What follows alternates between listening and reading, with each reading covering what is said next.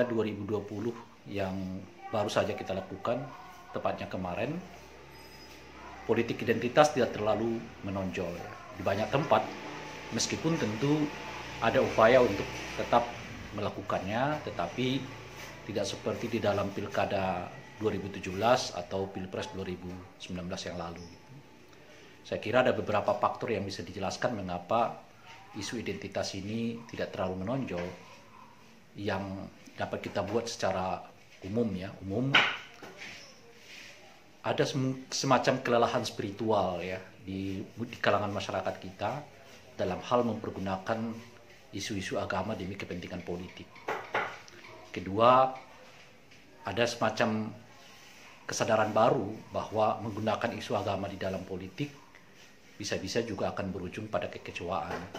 Saya pikir salah satu pelajaran penting yang diambil oleh masyarakat dari praktek penggunaan politik identitas pada Pilpres 2019 yang lalu, pada akhirnya para politisi hanya berpikir soal apa yang menguntungkan mereka dan apa yang merugikan mereka. Masuknya Prabowo ke dalam koalisi Pak Jokowi dengan sendirinya menghambarkan politik identitas yang dibangun pada Pilpres 2019 yang lalu.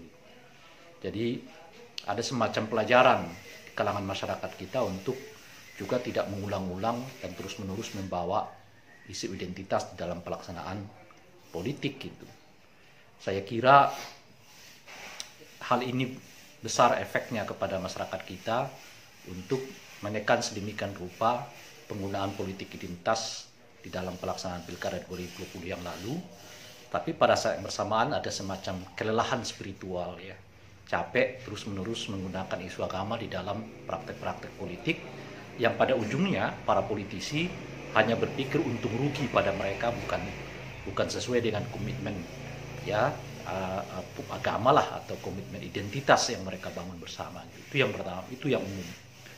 Yang khusus untuk di Medan, saya kira selain pengaruh pertama yang saya sebutkan tadi, ada semacam kelelahan spiritual menggunakan isu-isu identitas dalam politik, dan kedua makin berkurangnya pamor penggunaan identitas dalam politik karena semua makin tersadarkan bahwa pada ujungnya para politisi hanya berpikir untung rugi.